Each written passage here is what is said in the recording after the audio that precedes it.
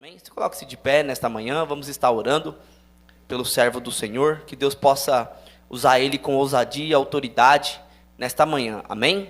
Estenda suas mãos para cá, oremos. Pai, eis aqui o teu servo, ó Deus, homem, a qual o Senhor escolheu, ó Deus, para estar tratando deste assunto no dia de hoje, ó Pai. Sabemos que há muito conteúdo a se tratar, Pai, e esta é a ferramenta a qual o Senhor escolheu hoje, ó Deus, para estar dando início, Pai, a este projeto, ó Deus, a esta palavra, Pai, da reforma protestante. Eu creio, Senhor, que o Senhor há de usar a vida deste homem nesta manhã, Pai. Repreende todo impedimento, todo empecilho, toda timidez, toda inquietação, ó Deus. Traz a paz para o coração do teu servo, que ele possa, Senhor, ó Deus, instruir a tua igreja em tudo aquilo que ele estudou, que ele aprendeu, e a qual o teu Espírito vai conduzir ele nesta manhã, ó Pai. Esta é a oração que eu faço em nome de Jesus, e nós glorificamos o teu nome, Pai. Amém. Glória a Deus. Cumprimento os irmãos com a paz do Senhor Jesus. Está feliz nessa manhã, diga glória a Deus. Queridos, aproveitando que vocês estão de pé, abra comigo a sua Bíblia. Segunda carta de Pedro a Timóteo, capítulo de número 3.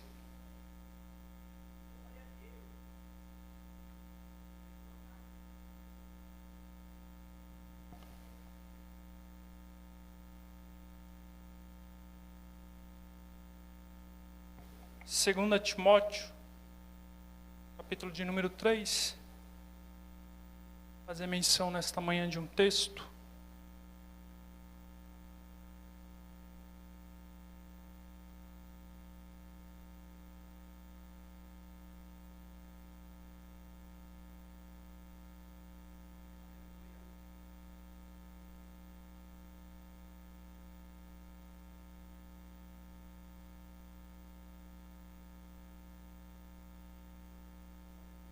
Encontrou, diga amém. Verso 14 diz assim: Tu, porém, permanece naquilo que aprendeste e de que foste inteirado, sabendo de quem o aprendeste, e que desde a infância sabe as sagradas letras, que pode tornar-te sábio para a salvação pela fé em Cristo Jesus. Toda a Escritura é inspirada por Deus, útil para o ensino, para a repreensão, para a correção, para a educação na justiça, a fim de que o homem de Deus seja perfeito e perfeitamente habilitado para toda boa obra. Amém? Pode tomar seu assento, por gentileza? Queridos, antes de agradecer a Deus pela vida do pastor Renato, pela oportunidade que foi me concedida, sinto alegre e feliz em poder participar, fazendo aqui menção da palavra do Senhor nesse mês da Reforma Protestante, assunto que é pertinente para os nossos dias e também um assunto que a gente gosta de falar. Por esses dias, quando o pastor ele mandou lá no nosso grupo que eu seria um dos que iria ministrar esse mês da reforma, eu comecei a ler um pouco. Até ontem estava terminando de finalizar o esboço da pregação que traria nesta manhã. Era 11 horas, a Carla falou, chega. Eu falei, não, está incompleto ainda. Mas Deus sabe de todas as coisas. Eu quero dizer para os irmãos nesta manhã, o assunto é maçante, o assunto é importante. E a minha proposta nessa manhã, ao trazer esta mensagem, não é fazer você saltar da cadeira, dar glória a Deus, aleluia. O meu intuito nesta manhã é que você saia daqui sabendo da importância desse livro que você carrega nas mãos. Sabendo da importância de não somente trazer ele para a igreja, mas abrir ele na sua casa, lê-lo, estudá-lo, entendê-lo, porque é palavra de Deus. Como Charles Spurgeon, certa feita, disse A palavra de Deus, a Bíblia, é o tom da voz de Deus. Ela fala conosco todas as vezes que abrimos para estudá-la. Quando a gente vê a igreja em Atos dos Apóstolos, e ela se dá em Atos dos Apóstolos, capítulo de número 2, nos dias de Pentecoste, vemos ali uma igreja crescendo. Atos 2:42 vai dizer que a igreja ela permanecia na doutrina dos apóstolos. E, consequentemente a isto, a igreja crescia, a igreja prosperava, irmãos se chegavam e se convertiam. E o engraçado é que a igreja está passando por perseguições. A igreja, logo no seu início, vem passando por afrontas. Se você pegar um livro de história e você for estudar a história da igreja, você vai ver que a igreja ela passou por diversos momentos difíceis, por momentos de perseguições, de exílio, por momentos a qual pessoas serviram de mártires. O que dizer daqueles que foram tomados como tochas para iluminar as ruas de Roma, a rua de Roma naquela época. E nesse contexto a qual eles estão passando, Paulo ele diz algo interessante: em tudo isso somos mais que vencedores em Cristo Jesus.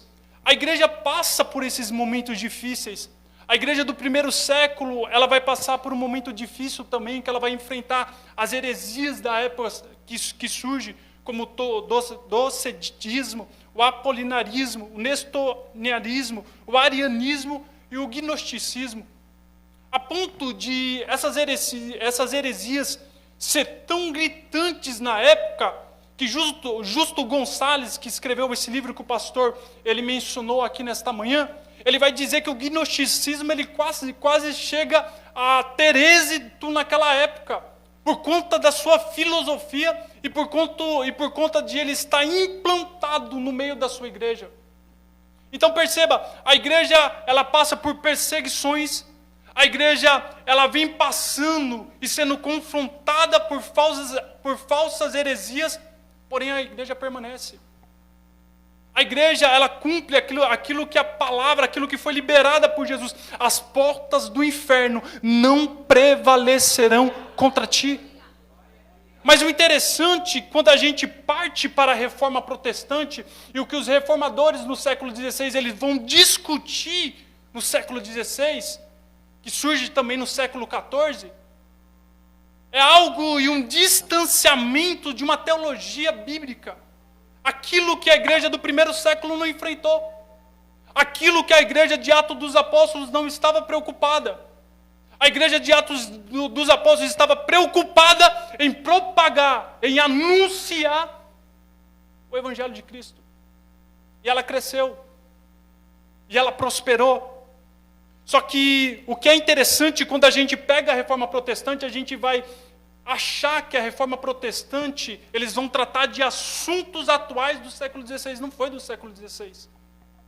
Muito antes disso, já havia um afastamento da igreja, que era uma representação de Cristo na terra, das Sagradas Escrituras. Quando a gente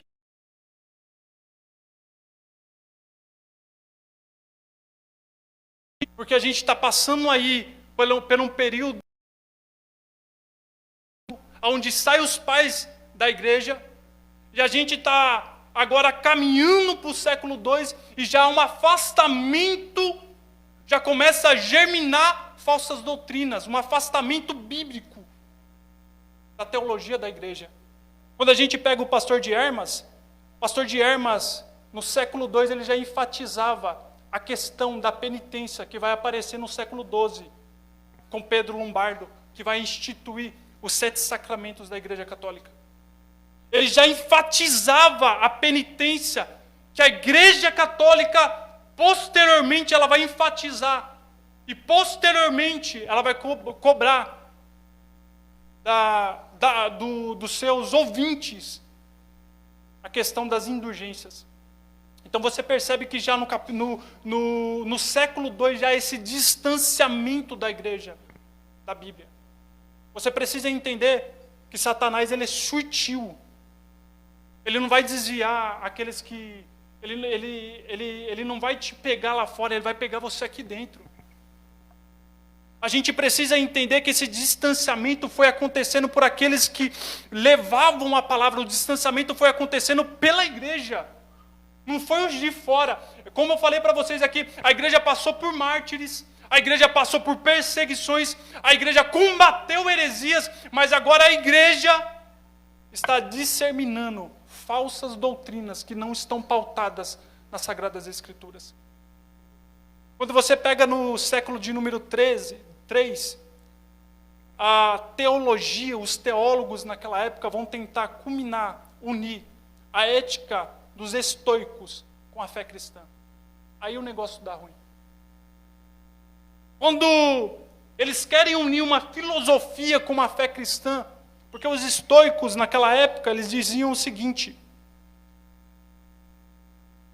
há uma lei natural impressa em tudo, em todo o universo, e na razão humana, e esta é a lei que nos diz como devemos nos comportar.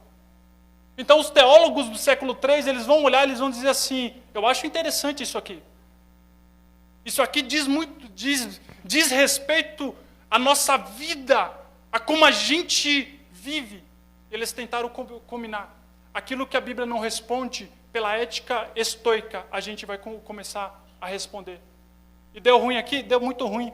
Porque é um problema que no século XVI eles vão começar a discutir. Qual é o problema? O problema que surgiu vai ser debatido, vai ser o principal debate da reforma. Salvação somente pela fé. O pensamento do século II, eles acreditavam o seguinte: Cristo realizou a sua obra, abrindo o caminho para que nós pudéssemos nos salvar pelas obras. Justificação pela fé. Aqui entra uma doutrina que vai ser debatida aqui também ao longo desse mês. Então eles começaram a olhar, eles começaram a dizer assim: a salvação não está totalmente ligada à obra que Cristo fez na cruz, mas a gente tem participação com as nossas obras. Isso aqui já está no século de número 3. No século de número 3, já este afastamento, por quê? Porque eles vão unir os estoicos com a nossa fé cristã. E há esse distanciamento das Sagradas Escrituras e de uma teologia pautada na Bíblia. Quantos estão entendendo? Diga glória a Deus.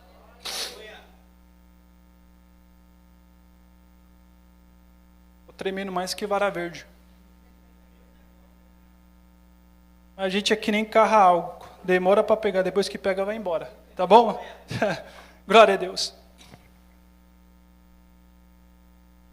O segundo problema que encontramos no decorrer do século e da história da igreja é uma tradução que a gente chama por Vulgata Latina.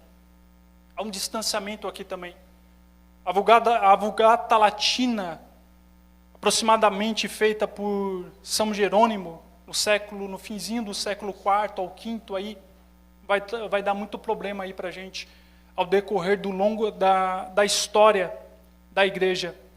E também vai servir de alavanca para tudo aquilo que a Igreja Católica posteriormente vai ensinar nos 7 sacramentos. Por exemplo, quando você abre sua Bíblia em Mateus capítulo de número 3, versículo de número 2, o que vai estar escrito lá? Vai estar escrito assim, ó: arrependei-vos, porque está próximo o reino dos céus. Isso aqui é o que está na sua Bíblia hoje. Arrependei-vos, porque é chegado o reino do céu. Mas como é que está traduzido na Vulgata, que era o texto que eles utilizavam naquela época? Está assim, ó: penitenciai-vos. Tem muita diferença, sim ou não? De arrependei-vos e penitenciai-vos. Porque qual que é a ideia medieval acerca da penitência naquela época? Eles partiam de 2 pressupostos, sobre o batismo e sobre a penitência.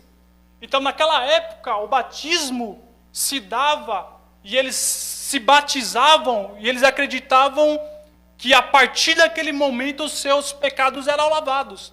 Os pecados que você cometeu no passado. Mas como que você lidava com os pecados que você ia cometer depois? Aí entrava a penitência. O autoflagelo. Você se autoflagelar.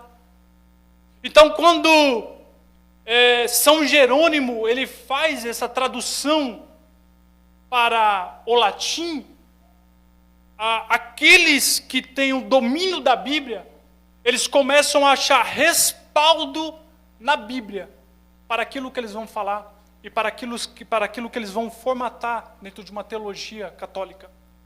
Então olha aqui, ao distanciamento, arrependei-vos para penitenciai-vos.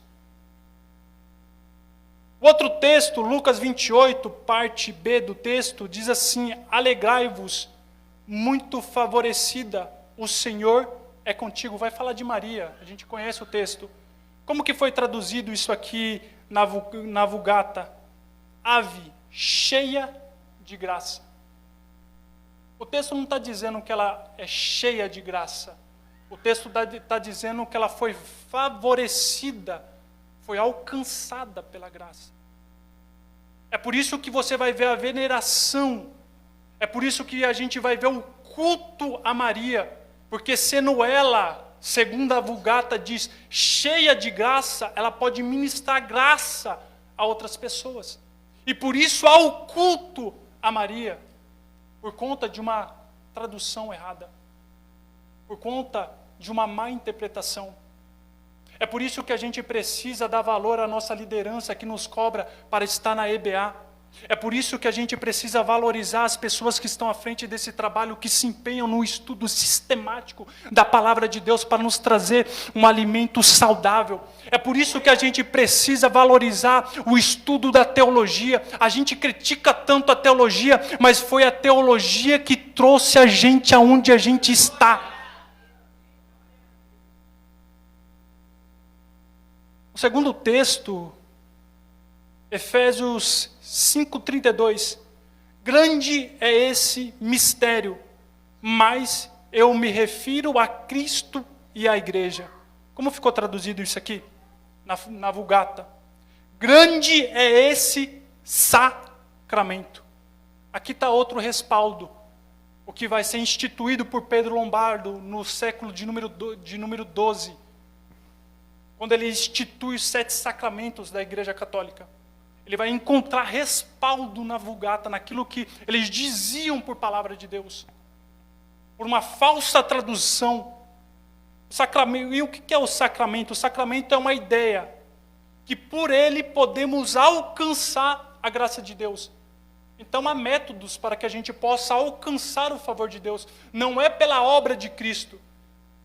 Você está entendendo que o que está em jogo aqui é a obra de Cristo? O que vai ser discutido no século de número 16 é a respeito de somente pela graça, somente pela fé. Como Martinho Lutero, quando ele se depara, o justo viverá pela fé. Então o que está em jogo aqui é isso. Eles criam meios para que o homem possa alcançar a salvação, não é mérito de Deus. E como diz o pastor sobre soterologia, é departamento de Deus salvação. O homem não tem nada com isso. É departamento de Deus. Estou sentindo que os irmãos estão quietos. Quem está entendendo, diga glória a Deus. Estão pensando na votação, né? Glória a Deus.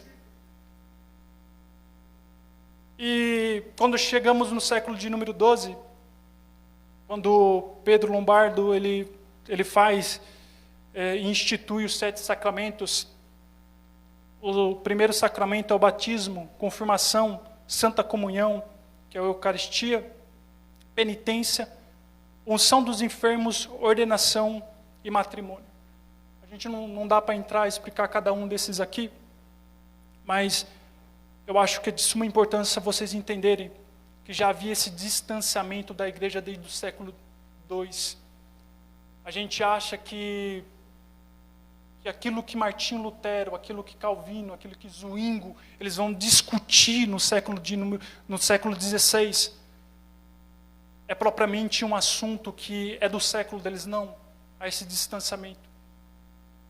E olhe para cá, a gente precisa prestar atenção que quando a gente fala de reforma aos nossos dias, é por isso que o pastor Renato aqui, ele dá ênfase na reforma. A gente precisa entender que a igreja precisa todos os dias de uma reforma. Não pense você que aquilo que os reformadores discursaram, falaram, escreveram naquela época, a gente não está passando nos nossos dias, porque está chegando teologias avassaladoras, tentando trazer um esfriamento para nossas igrejas. Pessoas que vêm para a igreja simplesmente para receber uma mensagem, para massagear o seu ego. Pastores que pregam simplesmente textos repetidos e não têm a desenvoltura de se debruçar no texto para estudar, entender e de uma forma sistemática aplicar para a sua igreja. Pastor Renato, quando a gente pega com Calvino, Calvino ele explicava e ele falava das Sagradas Escrituras, texto por texto, versículos por versículos, ao ponto de quando ele foi exilado, ele fica fora de Genebra. Quando ele volta, ele fala para os seus seguidores: aonde eu parei? Porque da onde eu parei, eu vou continuar a minha pregação. E a gente quer ficar escolhendo textos fáceis para pregar. Eu respeito pessoas que têm uma certa dificuldade. Eu cresci com pessoas simples dentro de uma Assembleia de Deus, mas homens de oração, homens que se empenhavam, homens que talvez não tinham uma formação acadêmica como o pastor Renato tem. Sagradas Escrituras. Essa geração coach que vem pregar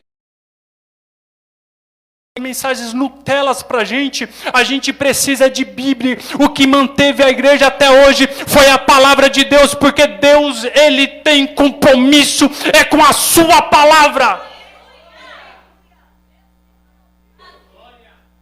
É com sua palavra. A terceira coisa que eu quero aqui falar nesta manhã é sobre a formação dos reformadores. Eu acho que é pertinente aqui falar um pouco a respeito disso. E para que a gente possa entender a formação dos reformadores, a gente precisa voltar aí um pouco na história para 1453, com a queda de Constantinopla. Foi muito importante a queda de Constantinopla para o surgimento de um movimento que vai ser denominado como os humanistas. Quando a queda de Constantinopla, os intelectuais do Oriente fogem para o Ocidente. A partir daí, o Ocidente passa a ter o contato com os textos clássicos, os textos gregos. Porque até então, naquela época, eles tinham somente o latim. E a Bíblia, ela estava sendo controlada pelos papas, por pessoas religiosas. A sociedade não tinha. Eu estou entrando aqui somente dentro de um problema teológico, dentro de uma visão teológica. Eu não estou falando aqui de política, de educação, porque aí dá pano para manga para a gente poder falar aqui. Mas eu estou falando de um problema específico que surgiu, que foi um debate do século XVI. Mas o grande problema aqui, eles tinham a Vulgata, eles não tinham os textos originais. O Novo Testamento foi escrito em grego. Quando há queda de Constantinopla e os estudiosos, os intelectuais do Oriente, eles vêm para o Ocidente, a partir daí, aqueles que só tinham a Vulgata, eles passam a ter o contato com os textos sagrados. É por isso que quando você pega Martinho Lutero, Zwinglio, você pega Calvino, todos eles têm uma formação e todos eles vão falar assim, os historiadores, eles eram humanistas. Porque qual que era esse movimento humanista? O movimento humanista era aqueles que guardavam a literatura clássica. Martinho Lutero, ele começa a sua formação na advocacia, quando ele vai para uma escola agustiana, e quando ele se depara com as obras de Agostinho, ele percebe, há um grande afastamento daquilo que a igreja está dizendo para aquilo que a palavra do Senhor está dizendo. Quando eles se debruçam nos textos originais, eles percebem, não é penitenciai-vos, é arrependei-vos. E há um distanciamento muito grande aqui. Então, quando você pega para ler a história dos reformadores, você vai perceber que todos eles eram humanistas. Era um movimento que se deu com a queda de Constantinopla, a conservação dos textos originais e clássicos. E a partir de então, eles começam a ter esse contato com os textos gregos. O máximo que os reformadores eles vão se utilizar para poder pautar as suas argumentações é em Santo Agostinho. O máximo que eles vão usar. É por isso que quando ele chega a um ponto de falar assim, somente as Escrituras, porque eles estavam pautados nas Escrituras. Eles entendiam que quando eles abriam a Bíblia, era Deus falando com eles. Eles entendiam quando eles abriam as Escrituras, de fato, isso aqui era a palavra inerrante de Deus, e era Deus falando com eles toda hora.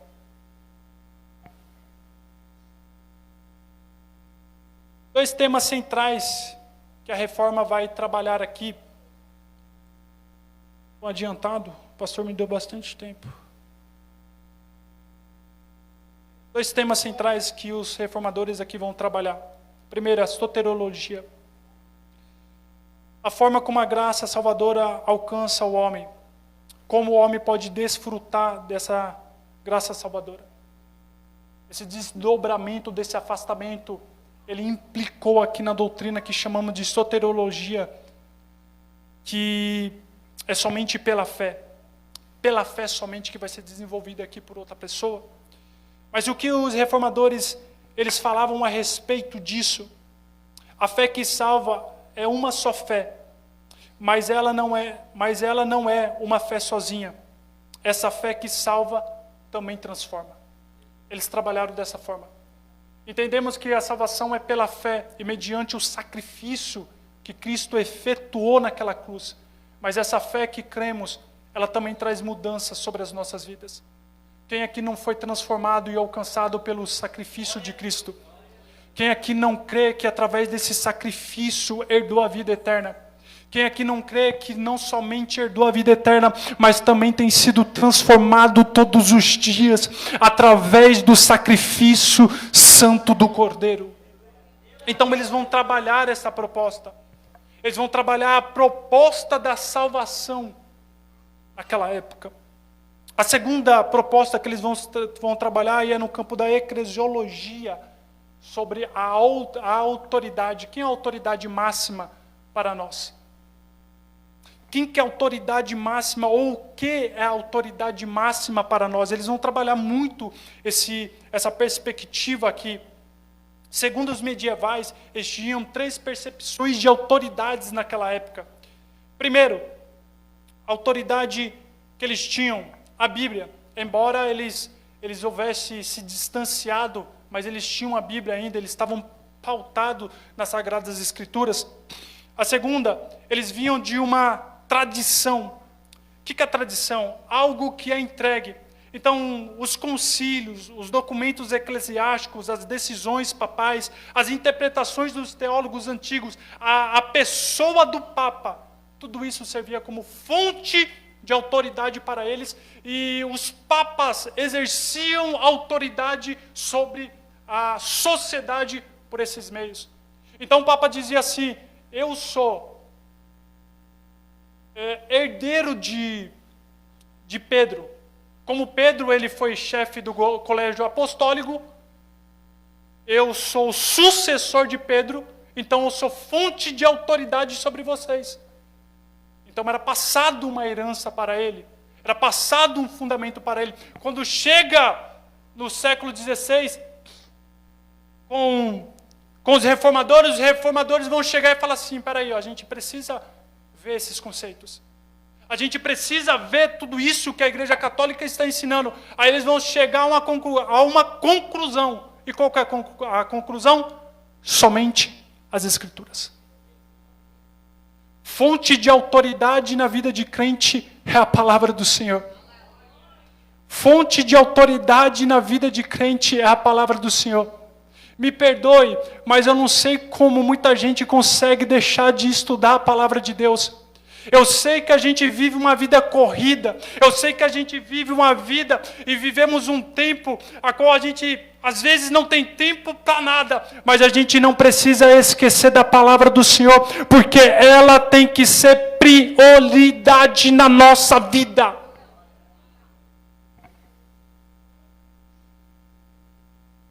eles vão debater sobre a autoridade e eles vão dizer somente as Escrituras. E você precisa entender esse pano de fundo para que você possa entender o desdobramento de toda a discussão que os reformadores terão naquela época. E eu quero aqui, saindo um pouco desse contexto e caminhando para o final da minha participação, eu quero aqui falar um pouco daquilo que a Bíblia diz a respeito. 1 Timóteo, capítulo de número 4, versículo de número 13, quando Paulo ele está ensinando a Timóteo, ele diz assim: até minha chegada, aplica-te à leitura, à exortação e ao ensino da palavra. Olha que Paulo ele está exortando e ensinando para aquele que vai talvez suceder a ele, para aquele que vai carregar esse legado a qual Paulo, com muito temor e tremor, combateu o bom combate. Ele vai te dizer assim: aplica-te à leitura, à exortação das Sagradas Escrituras.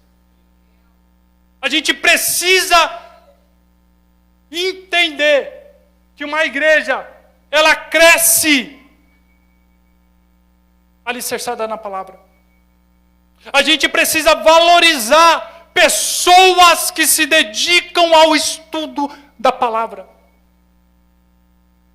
E queridos, como o pastor ele sempre diz aqui, como o pastor ele sempre fala acerca disso de boca cheia, porque ele é um estudioso da palavra do Senhor. Aqui essa igreja não precisa de campanha. Aqui essa igreja não precisa que você entenda que para você alcançar alguma vitória, você precisa fazer 7, 4, 5, 12, 13 dias de campanha. Você precisa viver a palavra, que a partir do momento que você viver a palavra, Deus ele vai fazer e realizar milagres na tua vida.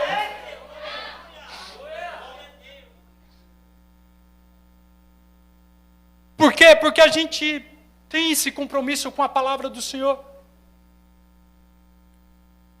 Colossenses capítulo de número 3, verso de número 16. Habite ricamente em vós a palavra de Deus. Habite em vós a palavra de Deus. O que está habitando no teu coração nesta manhã? Deixa eu aplicar essa palavra. O que está habitando no teu coração é preocupação? O que está habitando no teu coração são o desejo pelas riquezas mundanas? Ou é a palavra do Senhor que está habitando no teu coração? O que te sustenta toda manhã que você se coloca de pé é a palavra do Senhor? Ou a sua prepotência? Ou é você olhar para você e dizer assim: eu posso, eu consigo com as minhas próprias forças? O salmista vai dizer assim: deitei e me levantei, porque até que o Senhor me ajudou. A gente precisa entender que se não fosse a palavra do Senhor que fala conosco todos os dias, a gente não estaria aqui. A gente não se levantaria. É porque é ela que nos sustenta. Timóteo, capítulo de... já falei. Salmos 102, verso 18, diz assim: fica isto registrado para gerações futuras, e um povo que há de ser criado louvará ao Senhor. Qual que é o legado que a gente está deixando para as nossas crianças? Uma geração divertida? A geração descolada? É por isso que a gente precisa prestar atenção quando a nossa liderança cobra: traz os seus filhos na EBA, para que elas possam ser instruídas debaixo da palavra do Senhor. Hoje estaremos votando, mas e se Deus permitir que entre o PT no nosso governo novamente? E se amanhã for instituído os ensinamentos da ideologia de gênero na escola? Como que a gente vai lidar com isso? Uma geração que não aguenta frequentar 2 cultos na semana, que não aguenta ficar 1 hora sentado ouvindo uma mensagem, porque cansa, porque dá sono, não consegue pegar meia hora a Bíblia, mas conseguimos nos debruçar em cima de um tablet, em cima de um celular, 3, 4 horas para ficar rindo de piadas. Martinho Lutero, ele passava noites a fio para trazer uma tradução para o seu povo que não tinha acesso à palavra de Deus. E hoje a gente usa os nossos meios de comunicações para se autopromover. Usamos nossos meios de comunicações para que a gente possa disseminar para uma nação coisas engraçadas.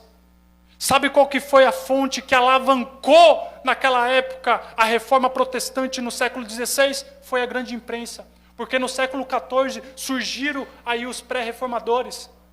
Se eu não me engano, século XIV, né, pastor?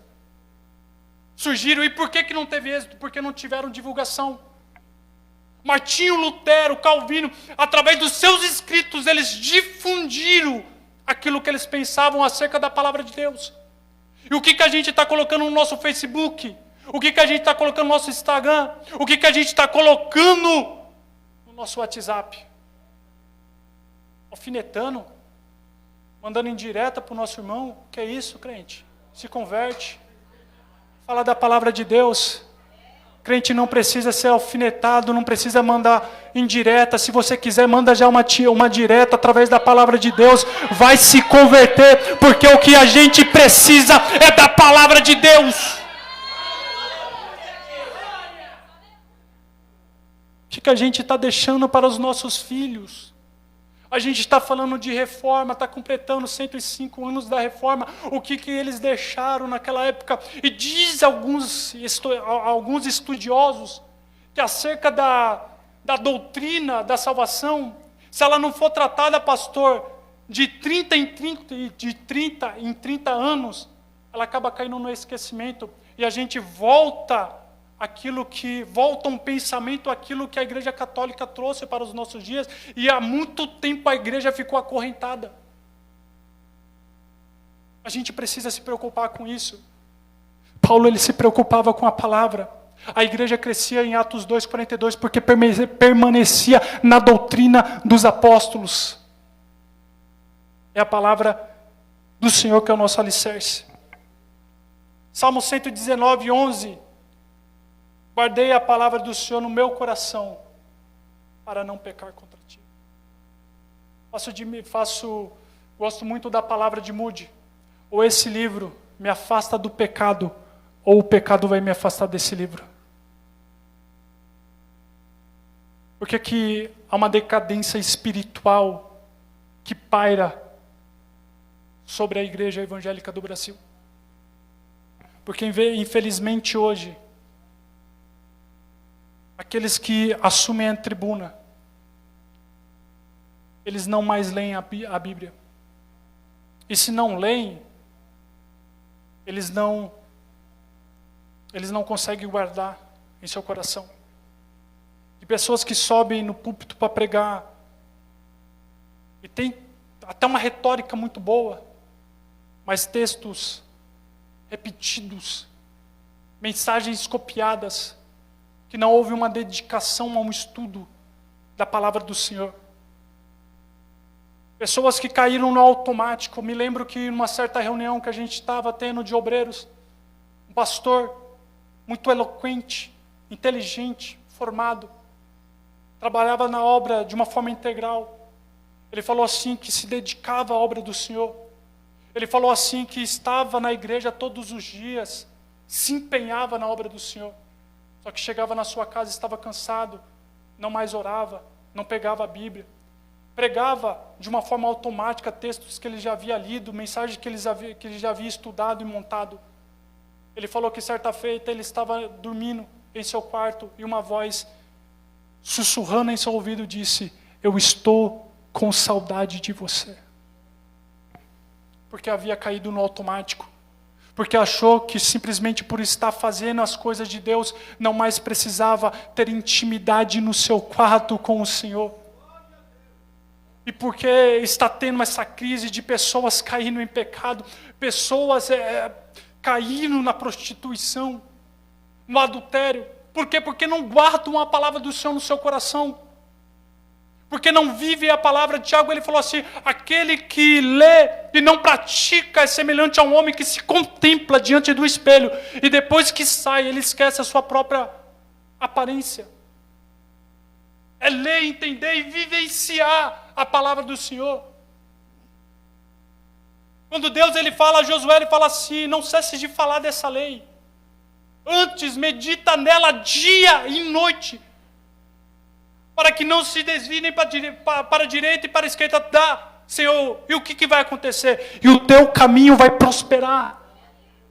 E você vai ser bem sucedido na sua vida. Aí você vê crente 30, 40, 50 anos dentro da igreja, não sai da vida, é medíocre. Por quê? Porque não vive a palavra, não tem contato com a palavra. Aí você vê um crente entrando, tem 2 anos de igreja, mas vem, come da palavra, participa da EPA, participa do curso de teologia, está envolvido com tudo que se diz respeito aos ensinos bíblicos, e o cara começa a prosperar a casa, constrói casa, ele começa a expandir. Aí o outro vai falar assim: mas por quê? Porque está pautado na palavra do Senhor, porque está vivendo a palavra do Senhor, porque teve contato com a palavra do Senhor, porque viveu a palavra do Senhor. E você precisa entender isso. Eu termino, mas eu finalizo dizendo para os irmãos: precisamos melhorar. Quando a gente se debruça em ler, em estudar a história da igreja, a gente percebe que precisamos melhorar. Martinho Lutero, na primeira dieta, no primeiro tribunal que ele sofreu, as pessoas disseram a Martinho Lutero: se arrepende do que você está falando. Martinho Lutero, ele pediu um dia, me dá um dia. Quando ele voltou, ele falou assim: a minha consciência está cativa da palavra do Senhor, não tem como eu voltar atrás. Não tem como. Pastorzão, quem teve contato com essa palavra aqui não tem como voltar atrás. Não tem como negociar com política, não tem como negociar com as coisas mundanas, não tem como. Porque é a palavra do Senhor e ela é viva. A palavra do Senhor diz: conhecereis a verdade e a verdade vos libertará. Foi essa verdade que os reformadores carregaram. Foram essa verdade que os reformadores tentaram e com muito êxito eles conseguiram chegar e têm chegado aos nossos dias. Se coloca de pé.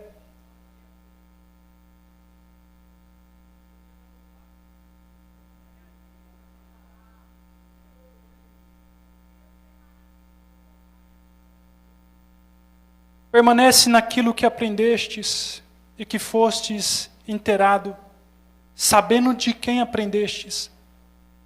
E desde a infância sabeis as sagradas letras, que pode te tornar sábio para a salvação pela fé em Cristo Jesus. Toda a Escritura é inspirada por Deus, útil para o ensino, repreensão, para a correção, para a educação, a justiça. A palavra do Senhor. Queria convidar o grupo de louvor. Vamos tirar um hino aqui. Tem tempo aqui ainda. Coloca a mão sobre o teu coração.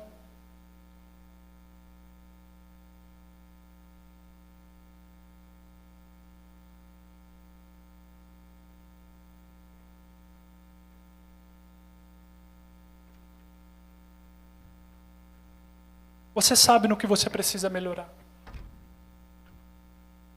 Essa manhã é uma manhã de você sair refletindo aquilo que você está fazendo com a tua vida.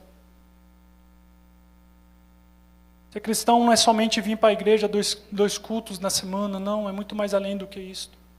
É mudança de vida, de estilo de vida, talvez de cultura. A gente entender que a palavra do Senhor de fato, é a voz dele falando conosco. É entender que ele, sendo Deus, ele se humilhou a tal ponto que ele se rebaixou ao nosso nível, à nossa linguagem para falar conosco. Para que você entendesse o plano dele sobre a tua vida. Essa manhã você saia, o meu desejo é que saiamos daqui com esse desejo de melhorar, de se empenhar. É o desejo de você falar assim: não, na sexta-feira eu vou me empenhar mais para vir para a IBA. Eu vou me empenhar mais de poder fazer um curso, me especializar. Teologia não dá dinheiro, mas se não fosse teólogos, a gente não estaria aqui.